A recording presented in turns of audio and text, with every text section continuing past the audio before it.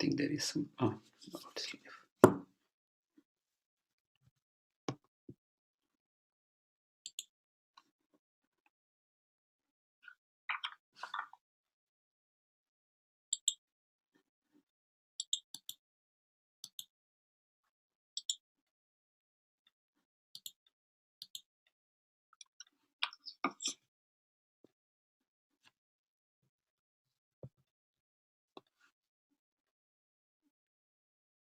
I think there is some. Let's leave.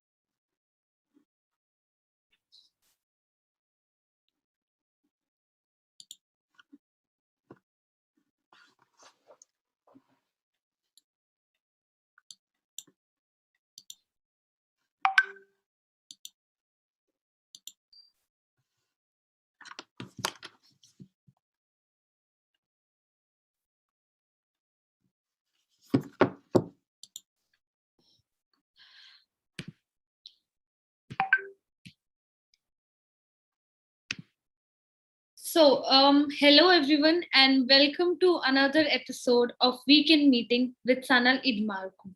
I am Shubhi Sinha from the Youth Wing of Rationalist International. So, most of us are free thinkers. Free thinker is a person who forms their own ideas and opinions rather than accepting those of other people, especially in religious teaching. Free thinking is most closely linked with rationalism, secularism, atheism, humanism, anti clericalism, and religious critique. How do you grow to the next stage? A free thinker having the freedom to choose in your life. This is what Sanal Edamaruku will be discussing with us today. We have received many questions and I have consolidated them into four major questions. After the speech based on these questions, there will be a question answer session where you can ask questions directly to Sanal sir. So, welcome, sir.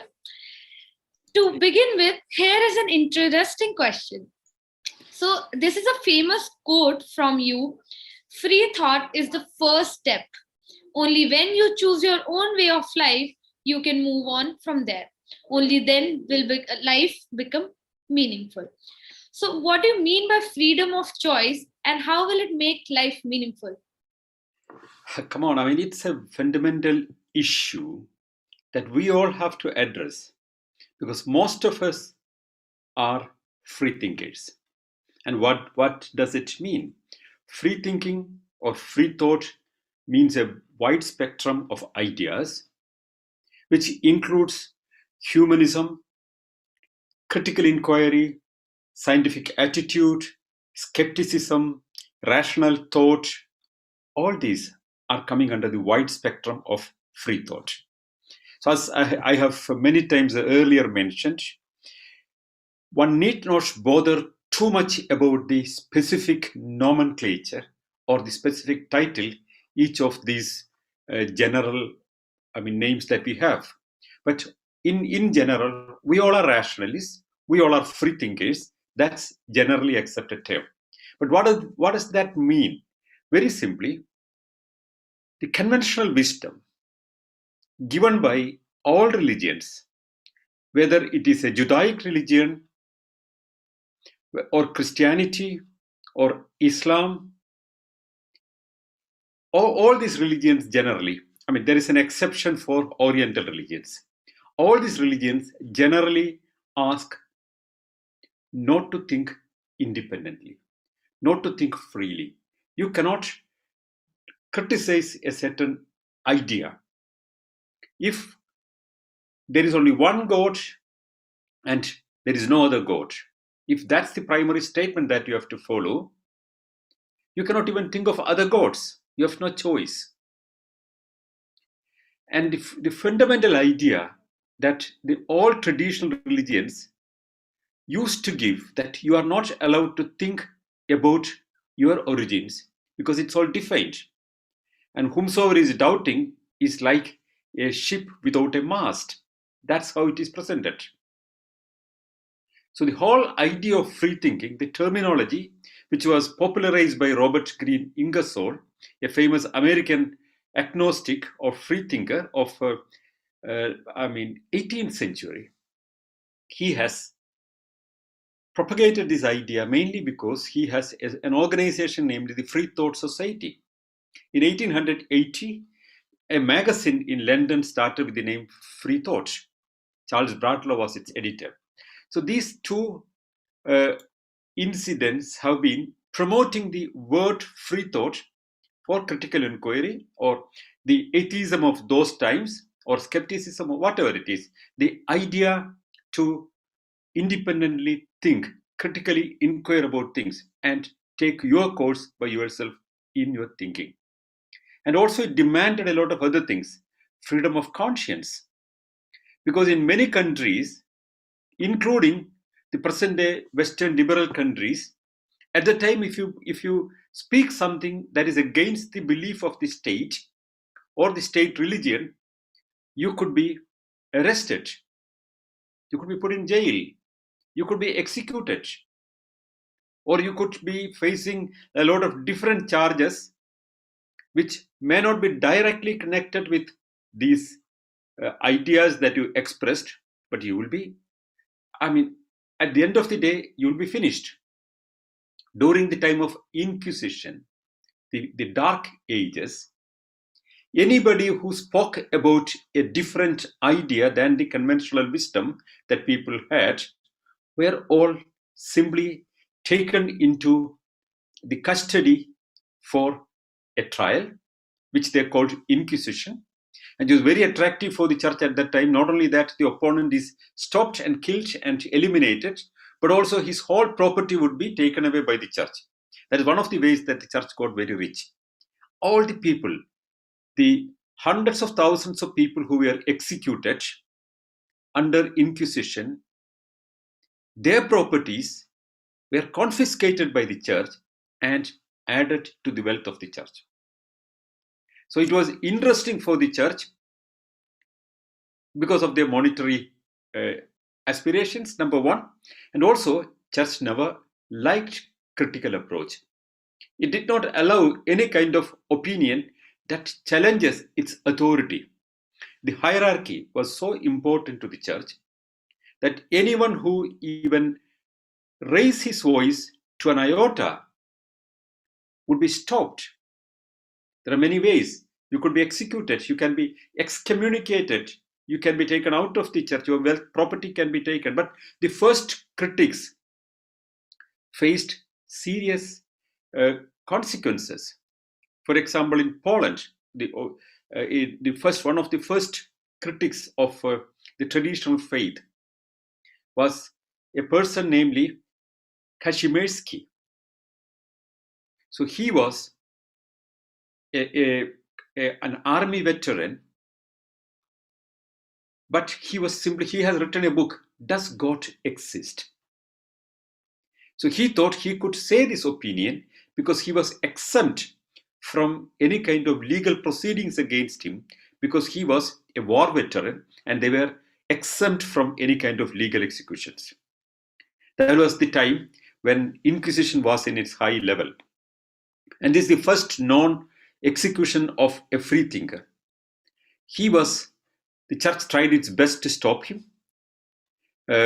He was arrested, but they found different ways to handle him. His titles were taken off, so then he became a normal citizen. Then he was tried, but considering his great contribution to the defense of Poland, Lithuania, that was a commonwealth at that time, he was not burnt inch by inch. Rather, he got a concession that he would be killed by chopping off his hand first, which has written the blasphemous book, and then beheading him without having long pain. That was the concession he got. So this was the way the critics who were expressing their free thinking were handled earlier. I would make a little difference in the patterns that we had in the Oriental part of the world. Well, it was also not easy there. There was conflicts between Vaishnavites and Shaivites. They were those people who were critics of Vedas. During Upanishad period, we have seen a lot of people who have been criticizing the fundamentals of Vedas, because they found, you can see also many elements in the Upanishads which is critical of Vedas, the Charvakas, where they have gone. There is only one indication as a story of Rama in Mahabharata. There is a Charvaka coming after the Great War. Charvaka apparently seems to be a series of persons. That's how in India the people who were great writers were known. For example, Vyasa perhaps was one series of people who had the title. So Charvakas perhaps were like that. And Mahabharata mentions about, though it's a myth, it has a lot of elements of the popular ideas that existed, which was part of it. He came and said that where is justice? And what is the war you have won? Why? By killing all your kith and kin. Against the fundamental idea of Krishna's Gita, which asks for killing your kith and kin for your fulfillment of your karma. On the other side, it speaks about a Charvaka who comes and denounces all these killings. And he was put on fire. That's a story in Mahabharata, which is not known to much of the people, which also shows that the critics were eliminated. We don't get any part of the literature of Charvakas, only we get the critique of Charvakas and the quotes taken from those critics only, that we understand what Charvakas perhaps said, or was it misrepresented quotes, we do not know. Anywhere, in any given traditional society, the authority, when it was challenged, was suppressed in all brutal ways. All empires, all belief systems did that, no matter which belief system it was.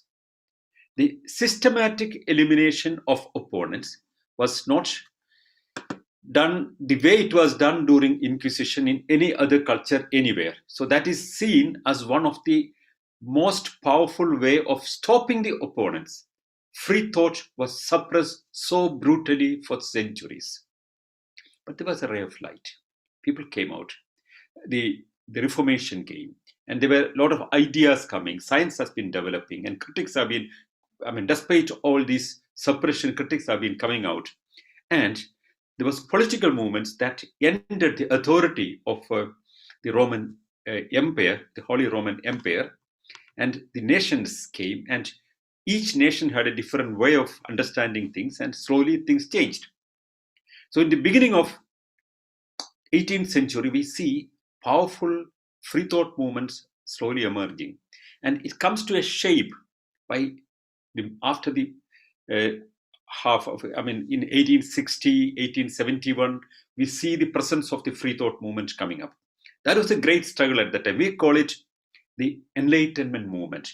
Science was blossoming up one side, new wisdom, new ideas, and all were coming. The traditional view that you cannot see things differently than the holy texts are speaking started changing, and church started suppressing all the movements that have been coming up as inquiry about human body, the anatomical studies, about the chemical studies, everything church tried to stop, but it all broke up and came out. And that was the victory of the free thought movement, the Enlightenment we call it, and that was it. And even now, when somebody wants to come out from the traditional faith that he has been brought up, we say that he is beginning the process of free thinking, free thought. It becomes a symbol of the aspiration to question the fundamentals that you have been taught from your childhood.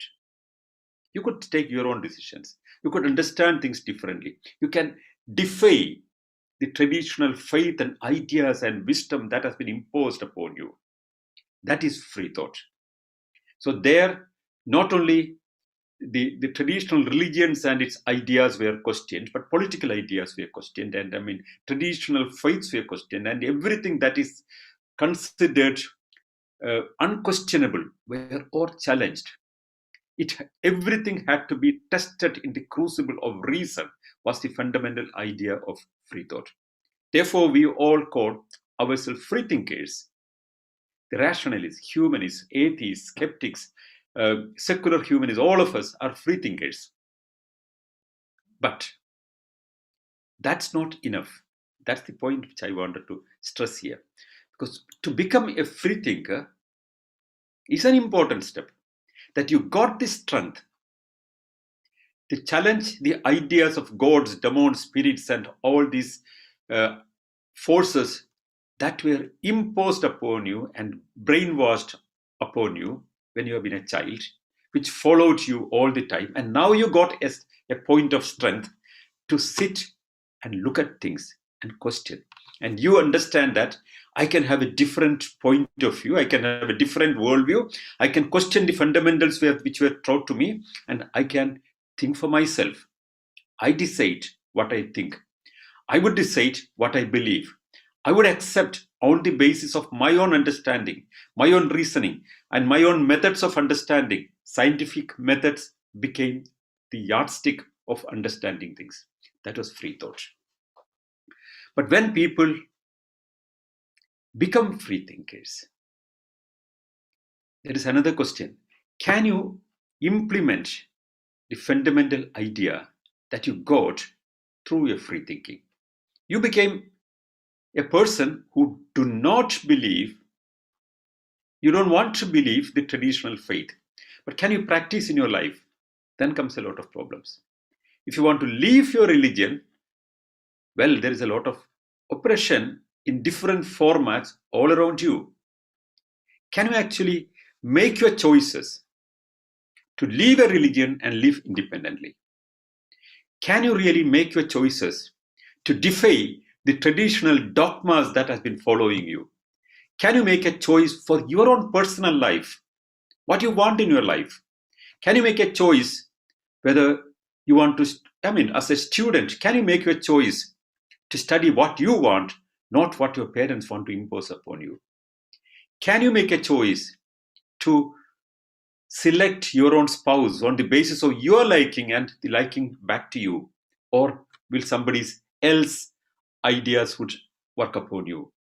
Where is your choice? If any of this choice, can you decide when you are ill and you have extreme pain and there is no other way that you can decide to end this life? Can you decide that you don't accept the society's view, but you have a different worldview about things? Can you have this choice? Well, these choices are constrained and controlled everywhere. And that's where we see that the freedom of conscience is not enough. Freedom of choice is the next step that we want. And where is the limitation? That's the question. So, would you include the idea of political freedom, political and economic freedom, an important aspect of freedom of choice? I would certainly include the idea of political freedom and economic freedom in the idea of freedom of choice. For example, I can take very good, simple examples from the colonial times. When nations decided, or ancient nations which were controlled by the colonies, when they identified their nationhood, they started thinking that they would need a nation of their choice, not a nationhood that is imposed upon you in a format which was not in your choice. The people collectively, everywhere in the world, from the perhaps from the beginning of the colonial times, we can see that there are forces everywhere uniting together to decide, to have their choice, what nationhood they want. One can take the British Empire.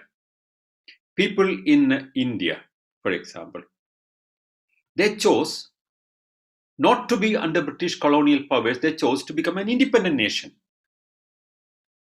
That was a freedom of choice. And what decides that? The freedom of choice. So, what I was suggesting is the idea of free thinking should not be limited to questioning the dogmas and the faith, but on a wider frame, it should have prominence. When you decide about your nationhood, the way you want collectively as a movement, that will have its own possibilities. That should have its own possibilities. Therefore, any kind of independent struggle, of any kind of looking for national identity, can be part of the freedom of choice. It comes from free thought. Again, the free thought comes that do you accept the present national framework that you are in? Or do you want to seek a different national identity, perhaps a larger national identity which includes many other nations of the present format? Or do you want a separate nationality than the present big framework? Whether that is reasonable or not is another question. You can think anything, but you cannot do everything. If you get sufficient support, any kind of nationalist movement, nationalist, I use the term very carefully. I don't mean the term as it is understood in Europe. I try to use the term as it is used in the colonial part of the world. Nationalism is part of the identity of a nation vis-a-vis the identity under the colonial rule. That is the kind of nationalism I'm speaking. Or one can use the patriotism, the conceived patriotism that people had. That is the base of it. That has been powerfully working everywhere, and that was part of the freedom of choice that people had. Sometimes we have seen that Pakistan was one nation. See, that was a choice not to be with India, but they wanted an identity as a nation for themselves. Well, that was not accepted by a lot of other people. They felt it's not fair because India was, even under British rule, it was one country, and it was, we had the Mughal period. We had from the ancient times, from Kanishka, from Ashoka, the Mauryas. All these times we had a larger frame of Indian identity. So getting it separated, split it, was not in the interest of some people, and it was in the interest of some other people. There was a conflict. There could be conflicts when there are different interests. Come to a conflict. So it will either win through dialogue, diplomacy, or conflict. That's a natural process. So there was a political decision by the British India that India would be separated. But the kind of national identity that Pakistan had, though they've been divided geographically by Western Pakistan and Eastern Pakistan, after some time they found that, well, the Bengalis found a different identity. They found that the Bengali nationalism is not part of the main Pakistan nationalism, and they went for a different nationhood. What is wrong in that? So that is a political expression of freedom of choice. In Sri Lanka, some people wanted a different identity as a nation, Eram. So that was suppressed, that was failed. There are failed movements of nationalism. There are successful movements of nationalism. Whether it's successful or not, people have the choice, option to think about what they want. But that doesn't mean that the majority will accept that or follow you. Catalonia wants to be free from the Spanish structure.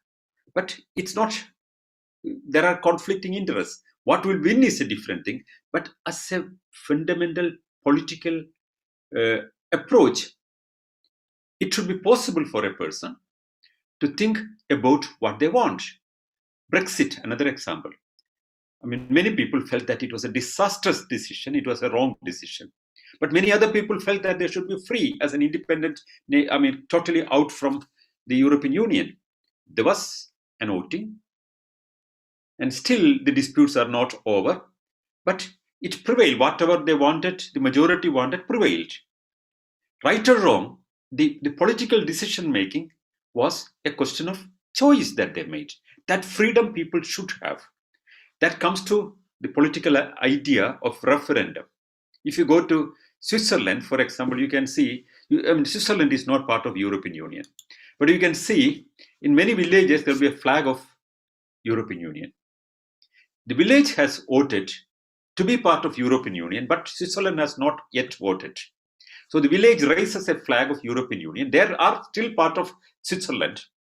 They can show their identity as they would want to become part of European Union. In Britain, you ask, any number of people, a lot of people would still feel that they would like to be part of European Union. But that freedom of choice should be there, whether it is accepted politically or not. I would go for it.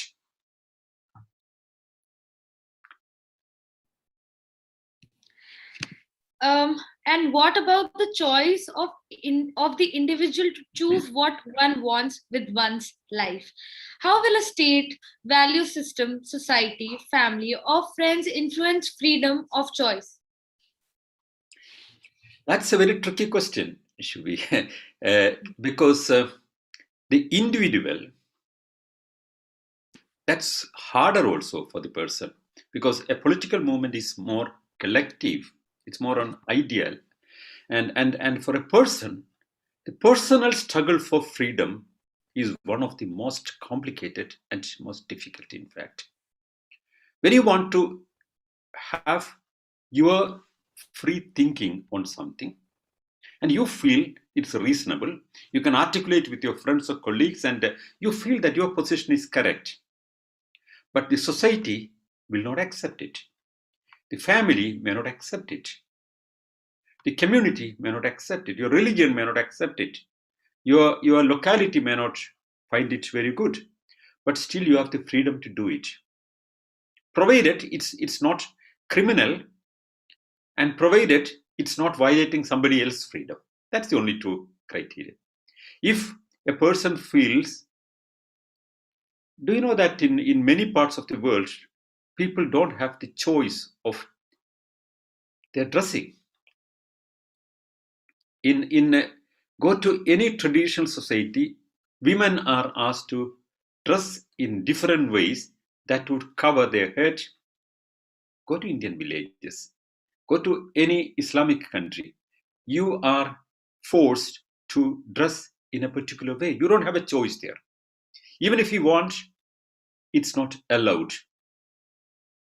Well, sometimes these people who are uh, actually wanting their change cannot even express that. They will be forced to fight for it by the community, by the society, or the religion around you.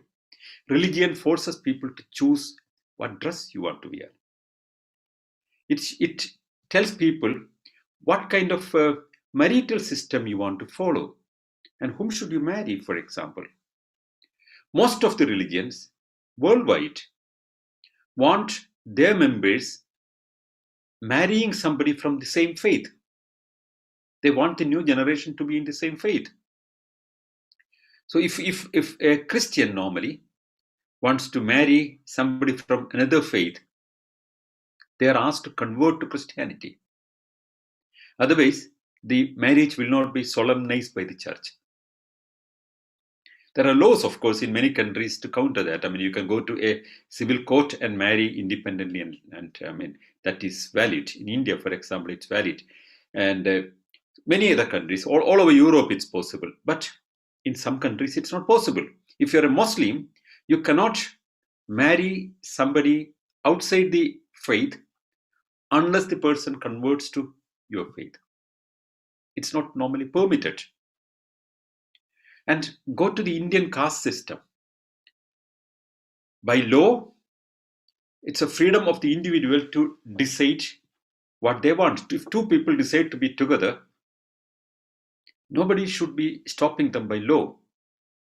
But is it allowed? For example, if you go to states like Haryana or eastern Uttar Pradesh, if a person marries from a different caste, what will happen? There are local associations which are known as Kap Panchayats. It's an association of the villagers, elders, and all these people. They would decide what punishment you should get. No, they would not allow it, number one. Number two, if you decide to be together and you run away, you're brought together, and the village tries you, and it's above all these laws that are existing in India, and they may punish you with the very severe consequences, including killing both the parties. Honor killings are there all over South Asia, even in other parts of Africa. You can see honor killings. So why this is happening? Why don't people respect others' right to choose what they want? Because you want your children, your family members, your community members, or people around you in your faith to follow what you think right.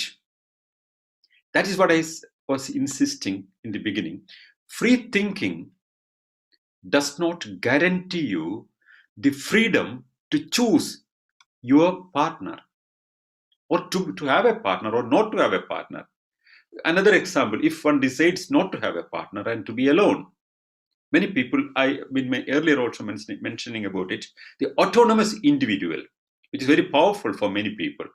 The autonomous individual, if it's a male, generally it's okay, tolerated.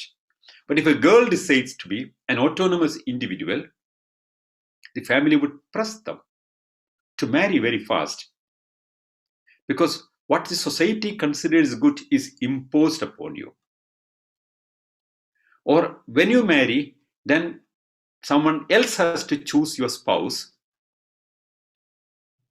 from the same family, from the same economic standard, from the same liking of the parents, and the person does not have a choice.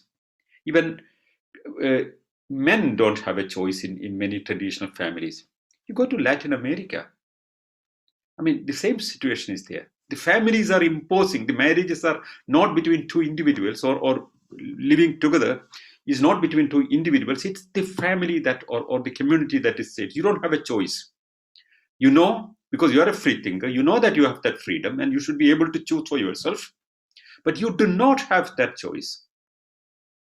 Exceptions are there, and those courageous people who came out have taken their freedom in their hand, but majority of the people do not have this freedom, and many do not have the strength, confidence, and the mental capacity to decide for themselves and stand against the whole pressure coming upon you. You cannot choose what you want to study. You cannot choose who should be you living with, and you cannot choose where to live. Sometimes you don't have a freedom to do that. Well, I can take it a little more wider perspective.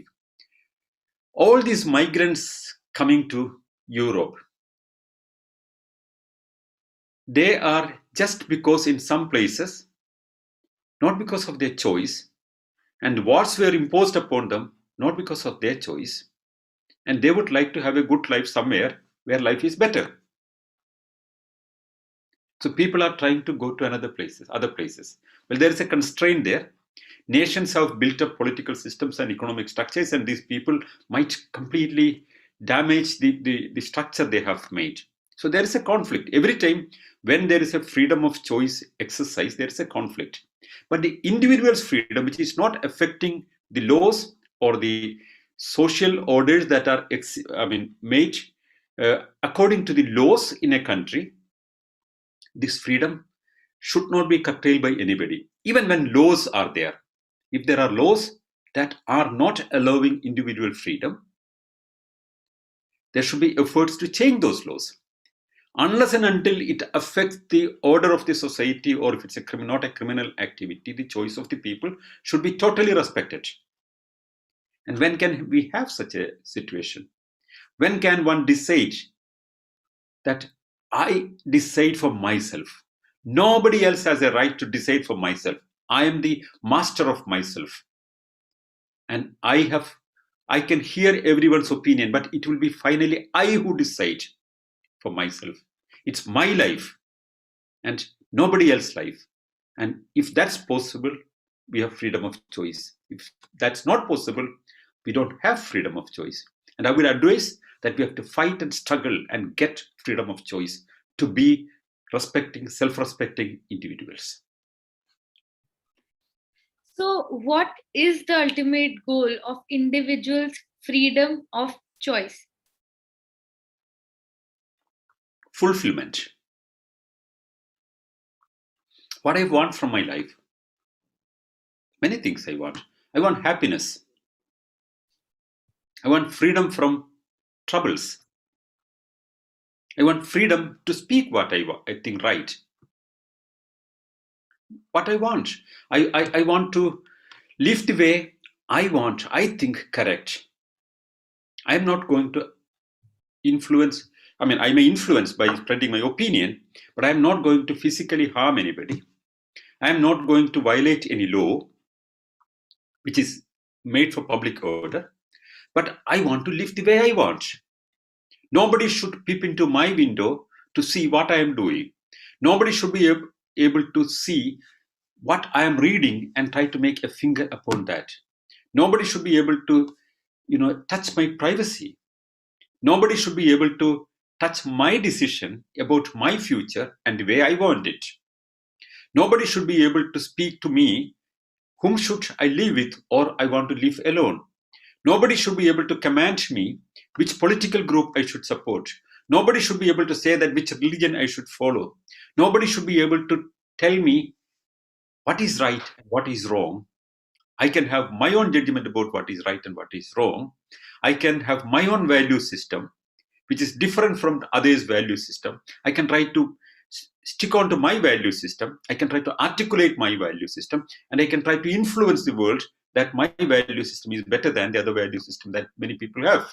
Many people have tried that. That is why we have a better society now. Many people have been trying to change the world because they thought what existed was not correct, and they wanted to have a new way of thinking, a new way of living, and they tried it. And what did they get? They get, as an individual, self-fulfillment.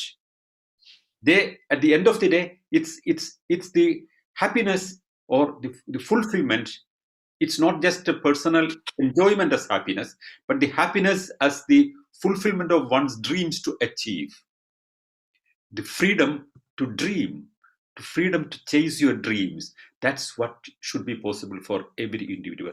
And the ultimate satisfaction that you get, that's the most important thing. Your fulfillment, your happiness, your understanding that your life is done the way you want to do. That's it. That's the biggest goal possible.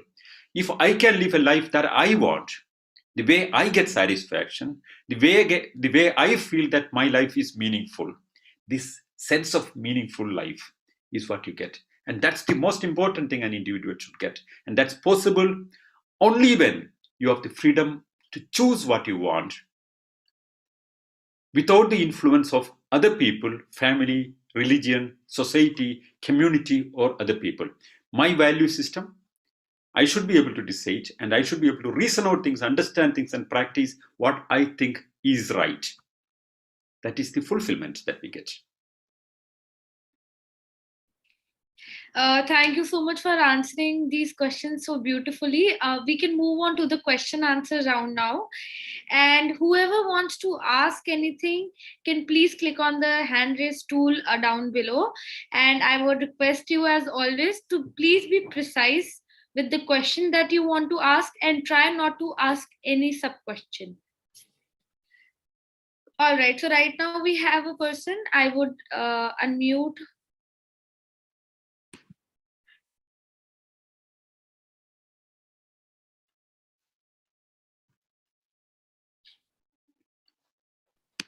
I think there are two questions, or three. I mean, Yeah, Ravi, yeah, Pare, Sandeep, and iPad. iPad is Kunyama Matthew, I think. I mean, yeah. Maybe. hello. Yeah, I've unmuted Mr. Sandeep. So if you can speak something and we can check your audio.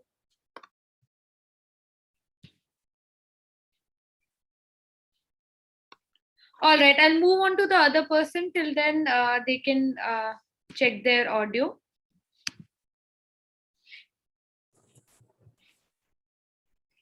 Hello, can you hear? Yeah. Yes, yeah. Thank you. Okay, so I was, listening to this, whole, your thought. I could, see there are possibly four aspects of freedom, the freedom of choice.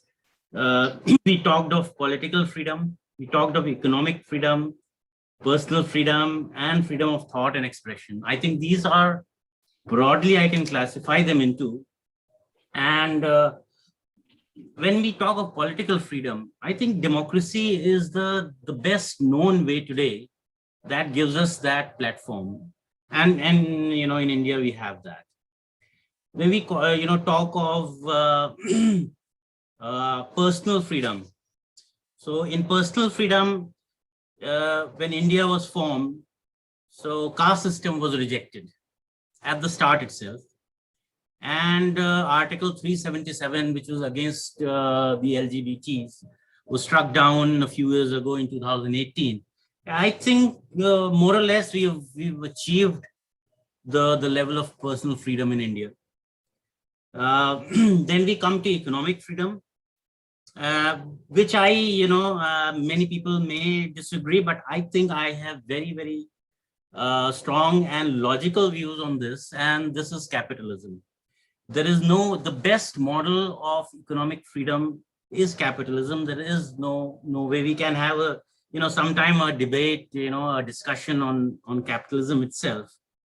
When we started with mixed match something, but slowly we are moving towards capitalism. The Prime Minister had also, stated that the business of the government is not to do business, and that's a very, heartening, statement that we see. And the last one is freedom of thought and expression. And this point will lead to a statement and a, possibly question also. And the freedom of thought and expression is basically defined by the word secularism. And where we reject, secularism is defined as a doctrine that rejects religion and religious considerations, but I would, expand it to, any kind of dogma, rejection of any kind of dogma, religious or non-religious dogma. So of course, India, strives to be secular. We have this 295A, which is a blasphemy law from the 1920s when British had introduced it. They actually never had it before, and they introduced it in India. And that is something, if we can, get rid of it. And though khap panchayats that you were talking of, they are illegal. What they are doing is illegal acts. They're not supposed to do it. So by law, we are in the right track. But as at the legal level, 295A is something that we need to get rid of. And this, thought of expression, recently, there has been a very, very distressing, moments in the very recent past by these platforms, especially Twitter, Facebook, etc. And I would say the banning of a sitting president of the world's oldest and the second largest democracy is the biggest blot on the freedom of the, for the people in this century. Sorry to interrupt, but can you be a little precise and So I'm going to this is the point that I was coming to, that the banning of Trump by Twitter, by this is the biggest blot on the freedom of thought and expression that we have. And this is an infiltration that the left-wing suppressive mindset is doing these days, and they have infiltrated in these platforms. And I would say that the secular world must act against them, and that's where that's my question to you. How, and do you agree that this particular thing, banning was a blot, and we must act against these platforms who have curtailed freedom of expression and thought? Yeah, Ravish, you have been very, very strongly trying to defend the present political order in India, and justifying all that we have in India is wonderful, except Article 295. Such a great democracy we have. Everything is wonderful and beautiful. Okay, that's a picture that you have. While what I'm suggesting is a little more in a broader and wider framework. I'm not speaking. So while you can have your freedom to understand the present system in the way you understand it, there should be freedom for other people to understand in a different framework. So you feel, for example, that capitalism is the best model. Maybe or may not be, that's a different thing. I don't come to the merits of this question. That's not the issue here. But as a question of freedom of choice, who decides what system is good or bad? And who has the authority to decide upon that? That's the question I'm trying to articulate. So if there is a mandate, that's why the idea of referendum has been brought into.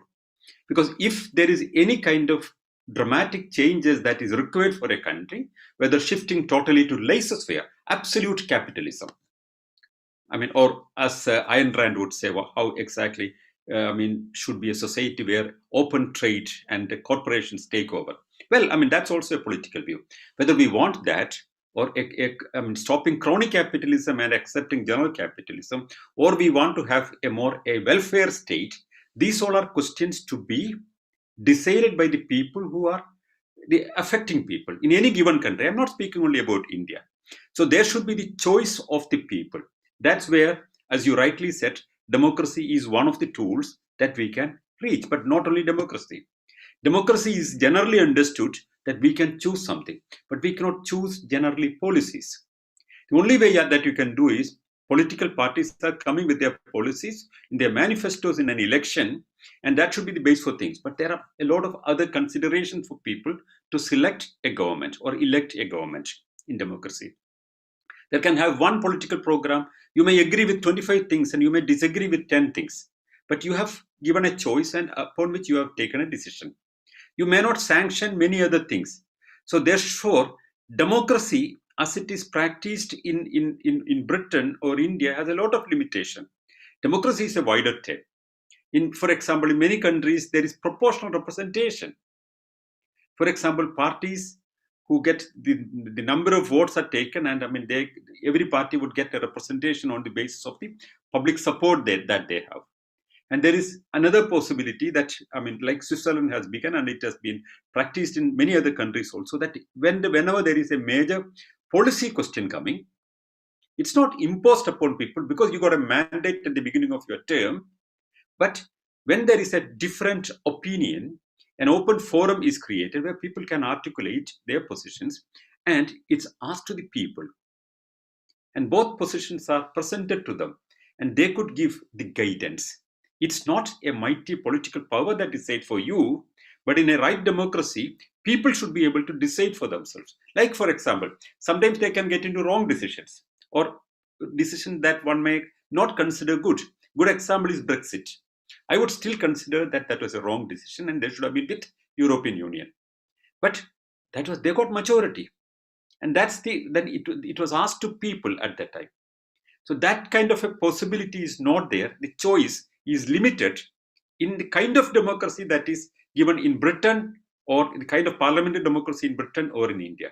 In countries where there is a referendum possible, or questions can be asked to people when policies are changed, that's more coming to the idea of freedom of choice. Democracy is the best possible political system, undoubtedly. I fully agree with that. But democracy is a growing idea. It's not only that majority decides, but also it means, the latest definition of democracy that is universally now getting accepted is when the least dissenting person can still have his dissenting voice heard, is what is democracy. When majority can decide for something and your right to oppose that, to write against that, is also part of democracy, the freedom to express your dissent. So that is how the system states. But when you can dissent, and there is no possibility that your dissent can be articulated, then you lose the freedom of choice. So a democracy, modified democracy, can give better freedom of choice. Even, see, what system is a different question. That's not coming into the purview of this discussion. The question is whether you have the freedom to choose politically what you want. How do you choose? When it's asked to you. When in a modern communication systems are developed in such a wide way, everyone has an internet connection and mobile everywhere, and any kind of questions can be asked to people. So different positions can be articulated, and see, when you speak about capitalism is not only for the open marketplace, but there should be an open marketplace of ideas also. This open marketplace of ideas, a classical term which Jefferson used in America, is still a very valid thing, and that's very important. And that can be fulfilled only when you have the possibility of referendum. So democracy needs to be modified and improved. It's the best available system, but it needs a lot of correction to further go forward. And freedom of choice, I mean, for example, the Ka Panchayats and other community pressing, that's not legal. So, but you are a victim of that system. Nobody is able to stop the Ka Panchayats, for example. Honor killings are still happening. So why can't, it's not only a political government is right or wrong, it's not a question. I, as an individual, I live in a little village of Haryana, and I want to marry somebody who is from my Gotra. Will the community allow it? They are not part of my next kith and kin. But in the same caste, if you marry somebody from the same Gotra, it's not allowed as per the local tradition in Haryana. Don't I have that freedom? Why should I follow this social norm which has nothing to do with Indian laws? I need to follow only Indian laws about marriage. But if I do that, I'll be hacked to death. That is also, if my freedom of choice is not only taken away by a government, that's not what I'm telling. The society, the community, the caste organization, your family, everywhere, your freedom to choose is curtailed. The laws should be interfering on the side of the individual.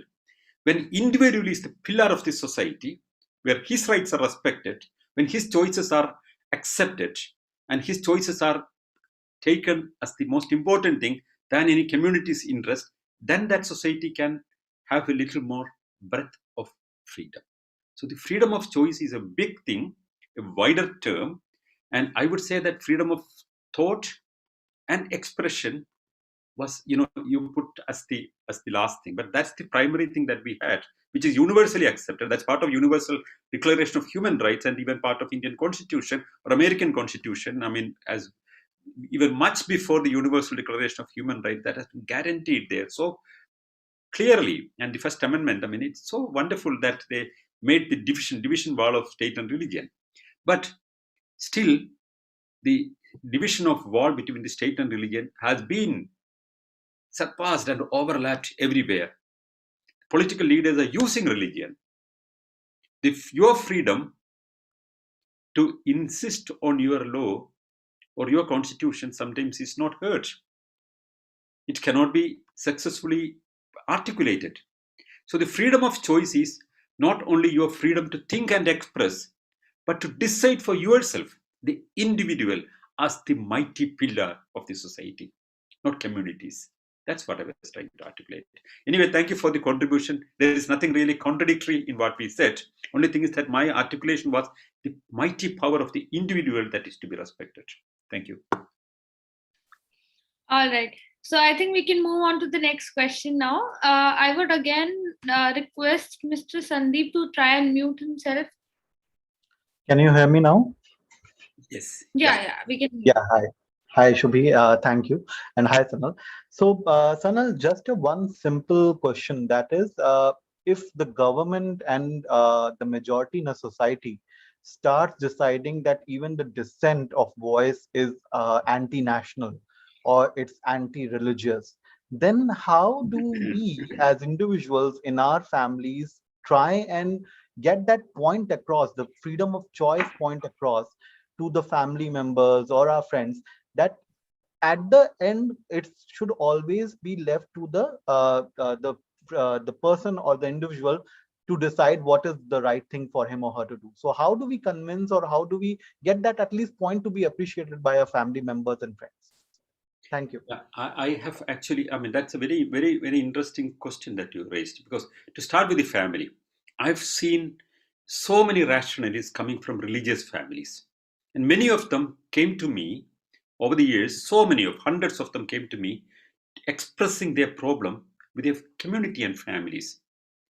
My own father, I mean, and my mother, I mean, as an example, I can tell you, my father was from a Christian family and my mother was from a Hindu family. When they decided to marry together, both the communities opposed, and my father's family decided to kill him. They sent assassins to kill him, and they had to escape from there. And so it was difficult for them. So the families did not accept that, but they decided that they would follow what they want. But it's normally difficult because the system, whatever laws are there, you have the right to choose your spouse. If both of them agree, you have the right. But laws are supporting you. But the system, when it comes to the bottom end, does not work incompatible with the laws, but incompatible with the community's pressure. So how do you challenge this? And many people, I mean, we have a lot of stories everywhere that somebody tries to come out from the religion and the families immediately snatch all relationships, or the community decides to isolate him, get him unemployed, pressurize him in a lot of different ways. Some families say that I don't give any family share to you. I mean, the people are pressed in so many different ways. And also pressed by the kind of superstitions, choosing, for example. You are asked to, you like somebody, and the other person also likes you back. But then the family was an astrological chart, a horoscope. And they believe in that. They want to insist that upon you. You have no choice. You are under great pressure because you want your family share, or you don't want to leave your parents, and you want to somewhere compromise. That's the point where you have sometimes conflict with your own family members, your own, relatives. And that's the point I'm trying to articulate here. The individual should gain strength to insist on his right to decide for himself. If I'm from a Muslim family, if I leave Islam, what will happen? I'm an apostate. An apostate as per Quran can be killed. Or in some societies where, the other laws are more powerful than the Sharia laws, he would be still isolated by the society, and you'll be completely, totally taken out of that. How will you survive then? That freedom of the individual has to be respected by the society, and that's where we have to articulate it and make it publicly known that people should have their right to decide for themselves, to leave religion or to be in the religion, to be with somebody whom they like, or not against the families, against the family's wishes. He should have the freedom. It's not allowed, though laws are there supporting you, it may not be possible. Therefore, we should have several forums created, support them in for example, I remember in my childhood in Kerala, there was a mixed marriage promotion organization. Legally, it's all correct, but nowhere it's practically possible. When the local police officers can be influenced by powerful families, and spouses cannot be together if they are belonging to two different castes or religions. They used to come to our home at that time because my parents were actively part of this movement.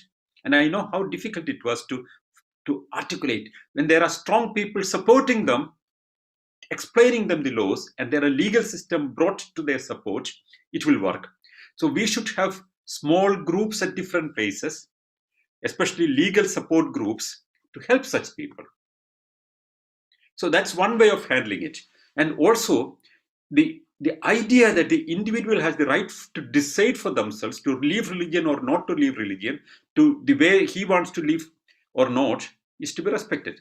Coming again to the fundamental question that you asked in the beginning, when you criticize the system, you can be put in a lot of trouble. Any society, any given society, from the times of the monarchies and the kingdoms, anybody who opposed a political authority is taken as a rebel.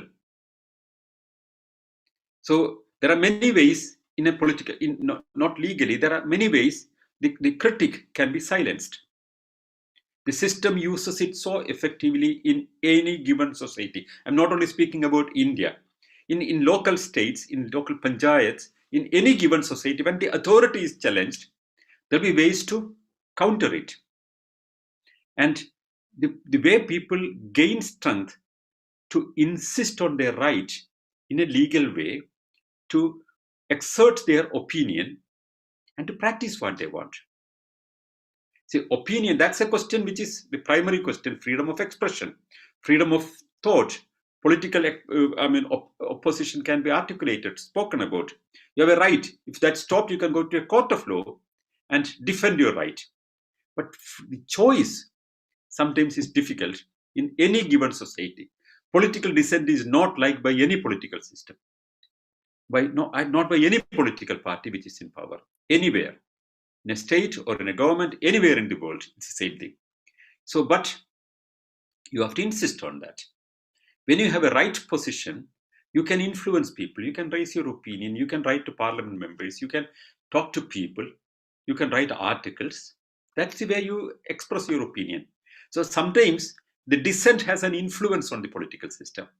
Not only that, it's a conflict and you're winning on something. But when you make a public opinion, when you write a wonderful article and that can change the mindset of the people, governments sometimes understand there is a position that we didn't think, and there is another opinion coming up. And many times we see that governments change their positions or take the criticism into and modify and correct it. Any given society, everywhere this happens. From families, this can happen. When you insist that you're right, when you use non-violent means to express it, the moment you use violence, it's over. Then you can be suppressed easily. If you express your different opinion, if you have a different policy to suggest, if you have a different view to present, and you have a different, economic policy or political decision, you have a different opinion, you can articulate it and insist on it. But you have to be correct. You should be able to win people with your position. And that freedom is what is guaranteed in freedom of expression and the freedom of conscience. I mean, from religion to politics to policies to economic policies, everything you have that freedom. But your personal choice, that is not stopped by the state generally. It's stopped by society's value system. That's what I'm more insisting on this presentation. The individual choice is not respected. The laws sometimes are okay, but it's not implemented. You know that there is a law in the country, there's a Supreme Court verdict that after 10 o'clock, no microphone should be used loudly over a certain decibel and disturb people's sleep. There's a Supreme Court verdict some 15 years back. Is it practiced anywhere? Look at any church festival or temple festival or the festivals of any community. Nobody would follow this, and nobody has the political willpower to take it forward. I still remember when I was in Delhi, when there was some kind of a religious festival demonstration or something like that going on the streets after 11 o'clock with big microphones blowing. I called the police and said that, look, there is a Supreme Court verdict not to allow this after 10:30.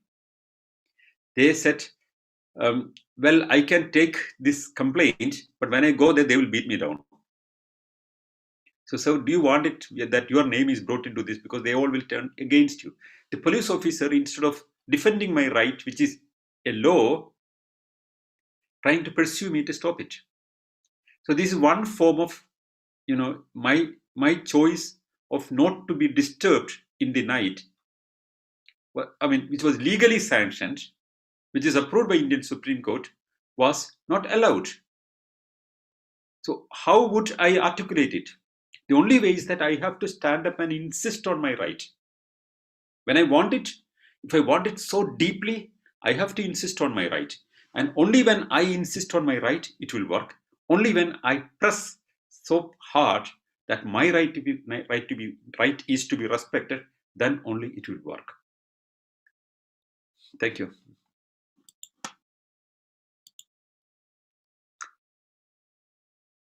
I think Kunyama Matthew is raising her hand. Yeah. You have to unmute before speaking. Yes. Yeah. Good evening. Thanks for this chance to talk to you all. And I thank you very much, Dr. Sanal. You talked very well. I understood. I think somebody expressed, everybody knows America's democracy is about close to 250 years old. Here, anybody, including me, any child, any age can express their idea anytime, anytime, anywhere. But you know what? It had to be law. You cannot attack a policeman. You cannot attack a law enforcing agency. You cannot go out of constitution. What happened in January 6th was the many times contested 6 states. The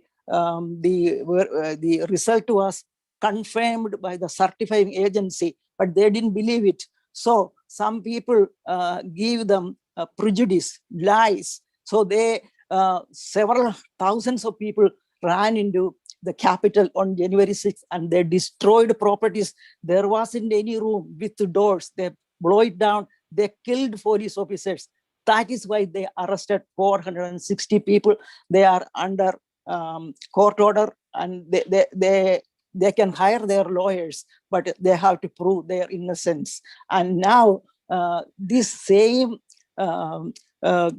prejudice and lies are still going on. Some people, the supporters, think really the first-time president is still the president of this country and he will be inaugurated on August 6th. This is why the court system here is asking that those people must be tried under sedition. That's the right law. They are working on it. And even if a sitting president pardon their crimes, They are authority to pardon crimes. Even if it is pardoned, the individual who belong to a state, they still face the criminal activities. This is what I am seeing here today, now. So, but it doesn't mean I cannot express my ideas. I can express my ideas anytime, anywhere, any child, any taxpayer, citizens has a contribution, the rule of this country, and that's the way it is. And here the religions, any religions and state are separated, and the politicians use religions. They try to manipulate, but that is also their choice. I am a believer, but I don't have to go to church. Nobody's keeping gun on my head to go to church or attend to mass. It's my choice. I am free. No priest is telling me to do this way or that way, take a confession and act in seven. It is not like that. It is my choice. And hate, isolation, and rage. These are the things are created by religious people where I grew up in the village named Kalurkad, Sodupuzha. I know that, I grew out of it. I'm so happy I came here. I can think as free, act as free, do anything I want. I can wear any dress I want. There is no restrictions as far as I'm following law-abiding citizen. That's all it counts. Thank you. Yeah, thank you for that contribution. I mean, that's a story of a person who has been living in the childhood in India and later moved to United States and see how freedom is working in a different environment. In United States, of course, I mean, there is a lot of freedom that is not possible in the traditional societies are available in the Western world. For example, all over European Union or most of European countries also have the same kind of freedom of people to express critical opinions and to practice, the individual liberty. That's the point I was trying to articulate here. The individual liberty is respected. Individual's choice for oneself is respected. Joint families are one of the reasons that keep the individual liberty at risk. The families press people upon. People are not getting economically independent at a certain age. They all are dependent. When the system is dependent on other people, then you are normally easily pressed by the elder people or the communities. So one of the ways to get people out of the pressure of the communities, that is as it is happening in traditional societies, is the individual's economic freedom. Achievement of the individual economic freedom is the way to get the right of the individual strongly articulated. But coming to the private freedom of people, I mean, for example, in United States, still there are pockets. In Utah State, for example, if you're not a Mormon, you are socially isolated in Utah because there is a pocket of the Mormons. Some decades back, I mean, not now, I mean, people who would, I remember in 1960s, a person like Madeline Monroe, an atheist in America, though the founding fathers of America, many people were atheists, including Jefferson, were, strong critics of religion. The Madeline Monroe was voted as the most hated woman of America in early 1960s. Of course, by the time she was killed in 1995, she was one of the most celebrated persons in America. There was a situation everywhere in any country, whatever wonderful laws you have, sometimes the communities have a lot of influence. But still, Madeline had the freedom to express and blatantly say what she wanted to say. That's possible in most of the Western democracies, but that's not possible even if the laws are wonderful in many developing countries. For example, I would always say that in India, we have a wonderful constitution, but the criminal laws are still very, very primitive. We still have the British laws, which needs a lot of modification. Gay rights are still not officially recognized or respected. And who has gone, when the Delhi High Court gave a verdict for the rights of the gays, who has gone in appeal against that? The government. So the value system, governments normally try to keep the value system because that is part of the voting. That's another problem of democracy. Democracy needs public voting. So they would try to see what is the general value system, what's the general patterns that people like, and they would formulate policies, at least implement accordingly. The individual as the mighty pillar whose rights are to be respected is not coming into the public domain that powerfully as it is required. That's the point where we can, every individual who suffers the lack of freedom of choice in their life, starting from what course you study, going to what spouse you are going to live with, and or what kind of life you want to have, or what profession you have to have, what kind of opinions you can publicly express in a community, especially on matters of faith. These are questions where you cannot really decide your choice. So what's the solution? The solution is empowering people by making them know their legal rights, and societies supporting communities, which includes experts and counselors and legal experts, supporting them to give them strength. And people who value freedom should articulate and build a public opinion to defend the right of the individuals to choose their life the way they want it, not that others deciding for them. Thank you. Thank you very much. Now, I think... Yes, all right, let's move on to the next one. We have Mr. Saptarshi Bhattacharya with us. Sir, please unmute yourself.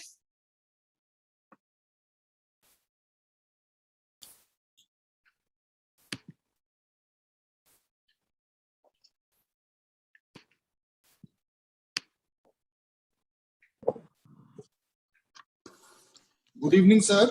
Yeah, good evening. Yeah. Sir, this is a very important topic. See, for free thinking, like I think in India or any place, whatever we are thinking in our mind, it's very difficult for anyone to come and change it. But of course, indoctrination is always there. Like free thinking can always be influenced. How much you can freely think, but okay, even if you can freely think, whether we can take free choice or not, I think a lot of support from the institutions are required, and which brings the question whether there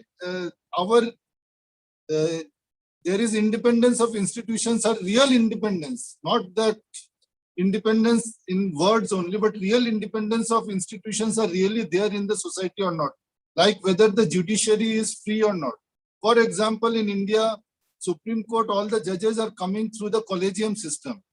Now, when they are coming through a collegium system, they automatically will be under certain, certain pressure or certain way of doing things. They cannot, a judge who is totally free thinker or who is out of the way may not get selected. So he will mend his ways. He will change his ways to get selected. And then executive, we know they cannot be free. They are under pressure from the, the politicians or the minister, because their confidential report the minister is writing.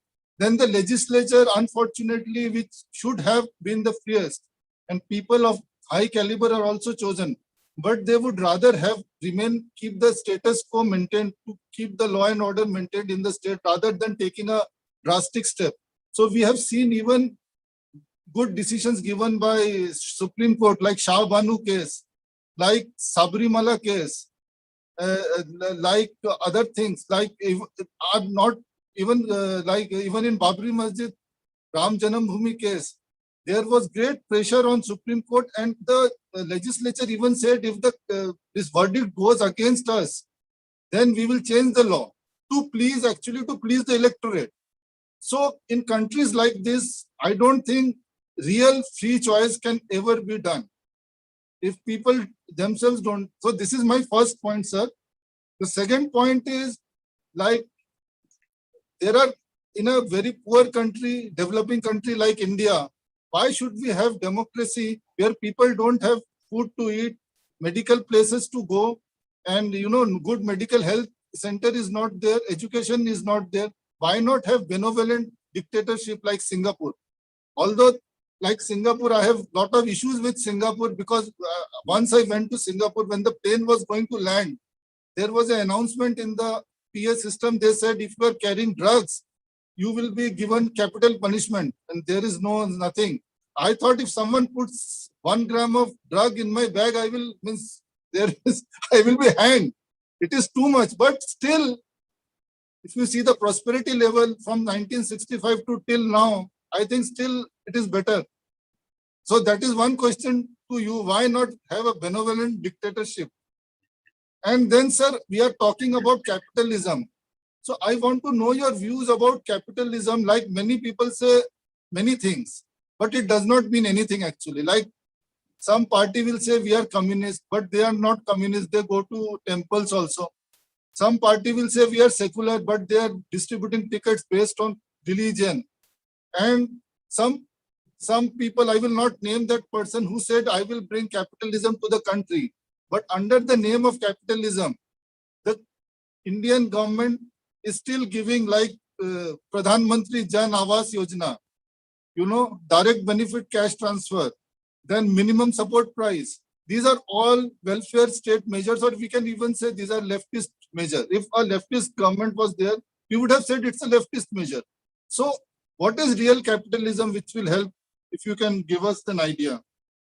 Then the other thing is about let's come by one by, otherwise I would forget what all things are coming. just 2 points I will just tell. So another thing is like, corporatization also hurts free choice. Now suppose someone says, I will not deal with government, I will do my own business. But even in corporates, there is a lot of cartelization. An employee in a corporate cannot have a free choice. He has to follow. Even whistleblowing is very looked down upon in India. If someone does whistleblowing, I was watching some video in YouTube where one person had whistleblowed about Ranbaxy, who were making all spurious drugs. And Ranbaxy was one of the leading pharmaceutical company in India. And he had to leave his job. So where is the free choice for honest people?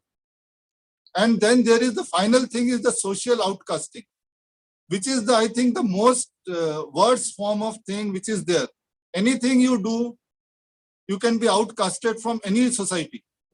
In societies where Abrahamic religion is there, the ultimate outcast is that you will not be given a grave. They will say, we will not give you a grave. If you think like this, you will not be buried. In other societies, they will not let you marry, or there is like someone in Hindu society marries out of caste.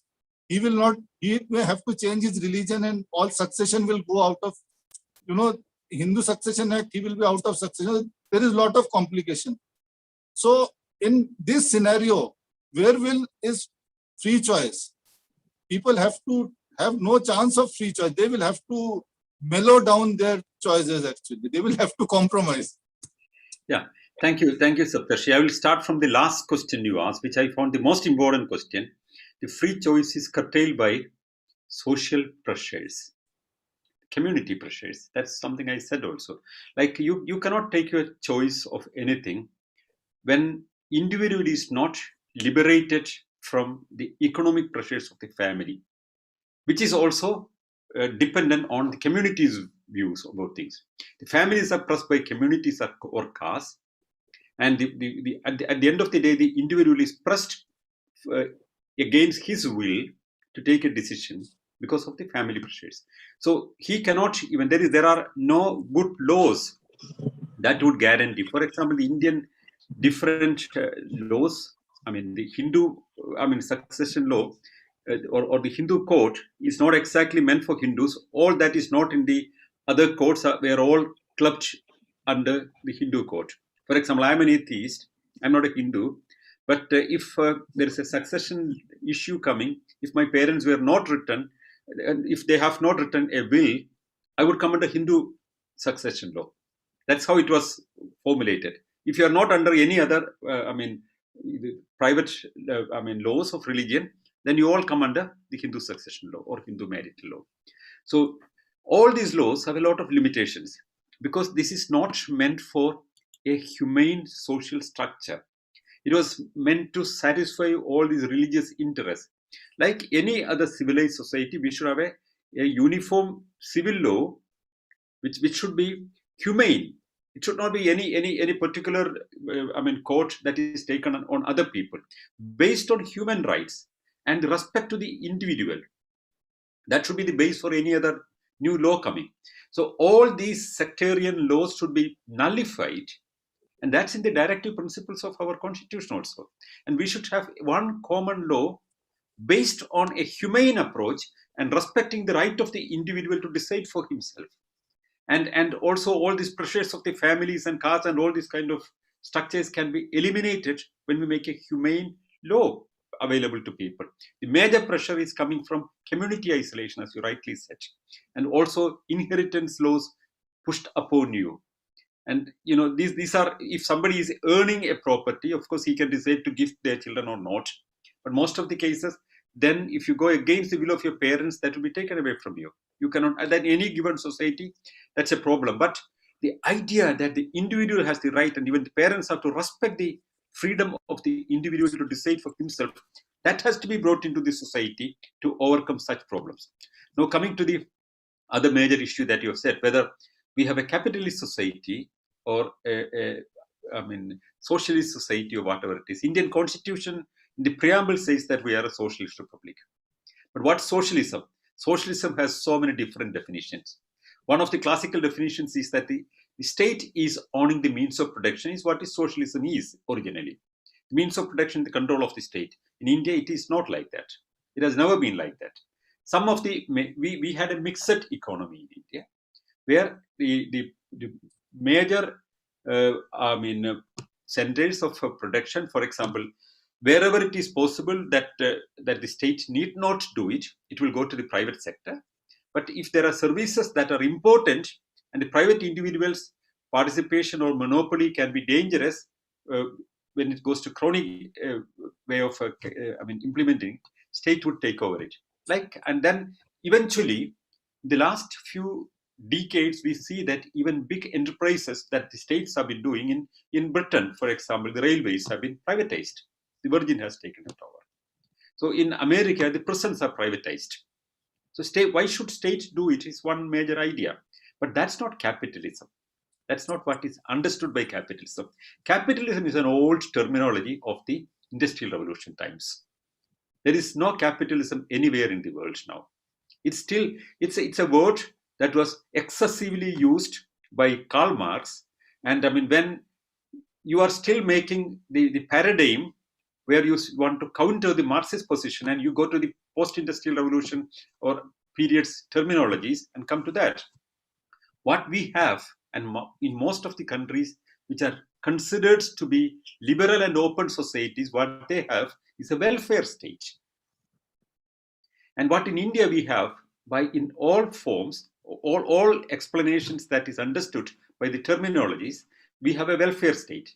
So why, for example, the state decides that the poor people who are not earning enough should be given money? Why people who are not earning, elder people, should get pension free of cost? In a capitalist society, classical capitalist society, as Marx has called it, such things won't exist. So what is capitalism? The word meaning is very simple. The means of production, who owns the means of production is a capitalist.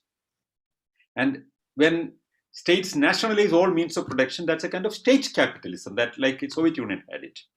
They have dissolved it. So where in the whole world we have capitalism now? In a classical capitalist society, there is no welfare given to the non-productive people.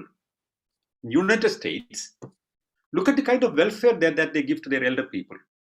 It's a welfare state. The model is not, do you know that there are capitalist organizations in USA that say that this is more socialist society? They mean differently. The welfare society means the tax money is taken and given to people. Your medical bills, for example, Obama plan, for example, the medical bills, your insurance has been taken care of if you cannot afford. So that's a kind of welfare state approach. So look at what when Trump, with all his dramatic positions, what he has tried was also to give support to people who were unemployed because of the virus, the corona pandemic. So all this shows that all the developed Western countries are coming as welfare states, and they are against monopolies control. a kind of a capitalism which is against crony capitalism. In USA, as one, only the leftists would say that that is the classical capitalist state.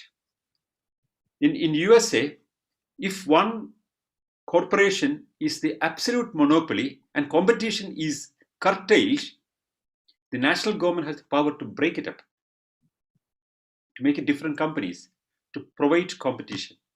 If one company that controls for example, if you remember the Netscape and all these Windows when they had all this conflict, when you make a system which is not adaptable to other systems, which is your competitor, thereby you are using your monopoly power of that against the interests of the people. The consumer is the king. That's the new trend all around the world. It's at the interest of the consumer. Any production should be for the consumer. And in a classical capitalist society, as Marx would say, or the industrialist, the Industrial Revolution times, these kind of things were not available. Now, every society has studied certain things from the critic against the capitalism of those times and adapted ideas to, for example, why in European Union there is no communist parties existing. There is nothing to fight for. The workers are taken care of. No European country is a capitalist society. You cannot say it's a capitalist society. These are open economies. Everyone can start a business. Everyone can be a producer. Everyone can be an enterprise owner. But it may be more enterprising to work under an enterprise to earn more money than the owner of the company, because there are laws to protect your right as a person who produce work. So that is why the present societies cannot be used, in my opinion, the present societies cannot be classified in the classical form of the Marxian terminology, like it's a capital society or a socialist society. Where is a socialist society in the world now? Nowhere, except perhaps in North Korea. That's the only socialist society I can imagine. If that's an ideal society, one can think about.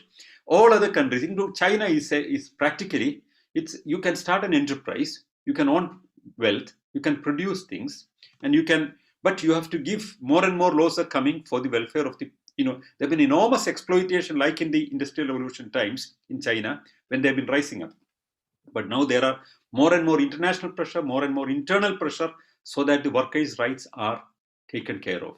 So the whole world is going to the idea of a welfare state. The capitalist society, the ideal capitalist society should be laissez-faire. Free trade is the fundamental thing, where states are not important, but corporations are important. Who has suggested that? Ayn Rand has suggested that. State should wither away and corporations should take over. That is the classical capitalist idea. The dream of the greatest capitalist is also closer to what Marx said on the other side. So these are two extremes, actually. The Marxist terminology of understanding about the production is completely under the control of the working class, on the production at the interest of the production only, not caring about people, which is both are not existing anymore. Marx is practically out of date now. And we cannot use terminologies that Marx used 1.5 centuries back. Those terminologies don't exist anymore. How do you consider a software engineer? Is he a proletariat or a bourgeois? You cannot differentiate them. So the idea of production, the entertainment business has changed. That has become a very dominant business. These classical divisions have changed. The classical patterns have changed. We have evolved out of the whole thing, and we are all thinking about there should be production of wealth. There should be money reaching people. People should have buying power, and they should be able to support themselves during their work. And when they cannot work, with their money, with their tax, they will be taken care of. That's the kind of system that's coming in all Western countries. If United States is a paradise of capitalism, that is where, the people who are not producing are taken care of. In a classical capitalist society, that would not be there. The people who cannot afford are taken care of. If you don't have an employment, you're not producing anything. Till you would get unemployment money in United States. So I would say that USA is transforming more and more as a welfare state, whatever name you would call it. And Western Europe is clearly set of welfare states and more on the liberty of the people. But that is the pattern that India is also following. India is no more a socialist country. We were never a socialist country. I mean, there have been some nationalization of some banks only. But why should banks be run by states? It can be decentralized and given to people. States should take up only those that are unavoidably, necessary, and private sector cannot take. There should be competition, but competition of three major sectors. The private people, but crony capitalism to be stopped, and monopoly should be stopped. No monopoly that stops competition is dangerous. The beauty of the so-called open market, I would say open market, not capitalism. Open market is there is competition, and competition benefits the consumer. So open society is the key word, not capitalism, in my opinion. But of course, one can have a different position. I would, seriously, say that Ravish Kharia would articulate that this can be called capitalism. There is no dispute on such points. I only would say that I know his position. He's not against the welfare of people also. I know this position that many people have because of the terminologies. But that's not the question. The question is whether I can do what I want. That's the question of today. Can I start an enterprise of my decision if I have the capacity? If any society stops me to do that, I don't have the choice. But do I have a choice to be the monopoly controller of everything and not allowing any competition? No, it's not possible. If you do that, you will hijack the stage and you would be able to dictate the stage later. That's why all states, including United States, including Britain, including European Union countries, don't allow crony capitalism and monopoly control. I think these are the two major points. What were the other points? You have been asking so many questions. I was asking about the model of Singapore. How do you think model of Singapore and benevolent despot. So that's the oligarch. The wise oligarch was an idea that some people developed at one time. The problem with the wise oligarch is till you don't have sufficient criticism, a wise oligarch. In Africa, this was sanctioned by many political patrons that wise oligarchs are sometimes very good, because otherwise it will go to unwise people and it can be damaged. That's a wrong idea. In fact, now more and more people are getting exposed to ideas and views, and they have different patterns.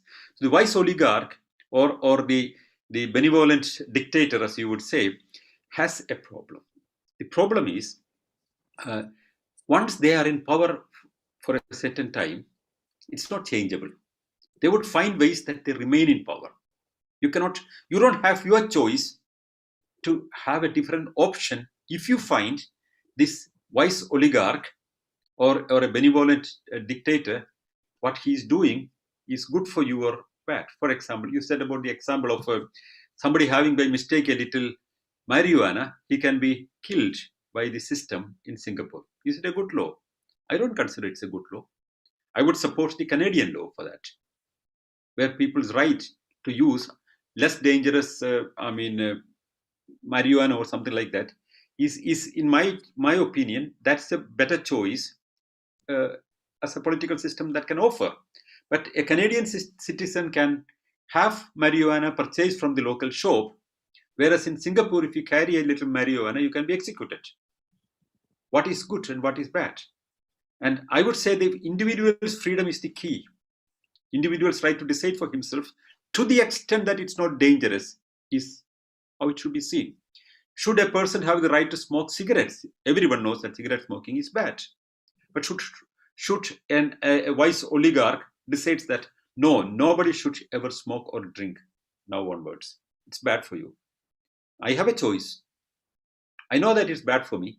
Well, I don't smoke. I was just telling as an example only.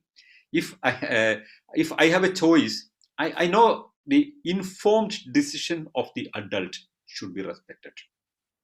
If I take a decision without the right information available to me, that's not correct. If you're misguided by something, it's not correct. But that's why the open information society should be giving information to people. The informed adult should be able to decide for themselves. If one wants to smoke a cigarette, it should be his freedom. He should not disturb other people. It should not be in a public place, but in his private premises where the building security is not affected or others are not disturbed. He should have the freedom to smoke a cigarette while the information that it is dangerous should be available to him. That freedom you cannot take. A person, in my belief, should have the right to terminate one's own life if one thinks that that's the right time for me. I enjoyed my life the better, and I don't want to have a time which is not comfortable. And I mean, I don't advise that, but the freedom to choose one's own, end of life is something advocated by many preachers of freedom. There's a long, very powerful lobby for that. I would feel emotionally standing for that position. I would support euthanasia in any case, but also the right to die, for example. I would support that. I would like to have that freedom for me. That's my choice. When I want to end my life, I consider it's my choice. So societies don't accept that. Laws are against that. But I consider that I should have that right. But that's an extreme position, I know. But people should have the choice to decide what they want. An oligarch, howsoever wise he is, may be implementing his right upon other people. What is right has several shades, several positions, and others may be able to articulate against that. And my right can be disputed by your right, and my wrong can be disputed by your wrong.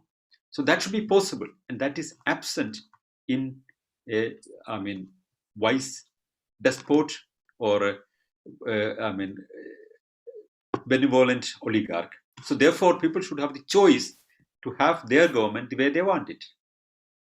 I think that answered your fundamental questions. Right. Thank you. Yeah, now we have crossed 90 minutes already, 1.5 hours. Should we close down? So, because of the we are over our time, I would request all the people, I see a lot of people, raising their hands. I would request you to ask your questions on the next meeting, and then we You can also send me the questions and I will try to answer it also, because all these discussions are never ending. I'm not the custodian of the final truths and final answers also. I can be wrong. I can be corrected. Please also understand that all my positions that I say are my opinions and open for questioning, open for correction. And if I find I am wrong, I would openly accept that position and correct myself. That's my position always. So I'm open for correction always. So thank you so much, everybody, for being here, and I'll see you guys next week. But I think we're changing our time the next week. I would request Sir to just mention it once, and then we can close the session.